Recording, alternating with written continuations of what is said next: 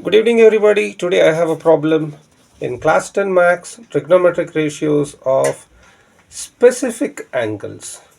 First, let us look what the specific angles we are working on. We have sine of 45 degree as 1 by root 2, cos of 45 degree as 1 by root 2 again, sine 90 is going to be 1. Similarly, I have one more set which is sine 60 is root 3 by 2, sine 30 is 1 by 2, cos 60 is 1 by 2, and cos 30 is going to be root 3 by 2. Okay, so where are we going to ahead today? Here there is a question which says if A is equal to B, which is equal to 45 degree, which may look like this, 90 degree at C, both A and B's are 45 degrees. Okay, that just want to show you people, that's all. Sine of A plus B should be equal to sine A cos B plus cos A sine B. There is an identity which says sine of A plus B is equal to sine A cos B plus cos A sine B. And one more identity we have here, sine of A minus B is equal to sine A cos B minus cos A sine B. Let us see whether they are equal or not by looking at those angles. So what I do, sine of A plus B, I change it to sine of 45 plus 45 degrees. So sin A, sin 45, cos B, cos 45, cos A, cos 45, sin B, sin 45, where these multiplicants are getting added up. So I change sin of 45 degree as 1 by root 2, cos of 45 degree as 1 by root 2, plus cos 45 as 1 by root 2, and sin 45 1 by root 2. And naturally to the left, I write sin of 45 plus 45 is going to be 90 degree.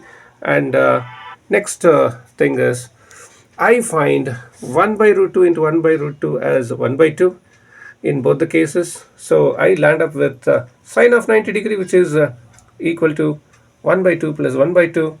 And I land up here with sine 90 degree is equal to 1, which was as clearly said here. That means what? Sine of A plus B is equal to sine A cos B plus cos A sine B, a proven identity. Let us go to the second trouble.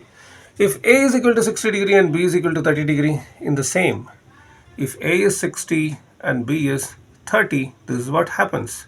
Okay, sine of A minus B, similarly sine of 60 minus 30, and I'm going to put sine 60 cos 30 minus cos 60 sine 30, and I'm going to substitute as root 3 by 2 into root 3 by 2 minus half into half. On the left, sine of 60 minus 30 is going to be sine of 30.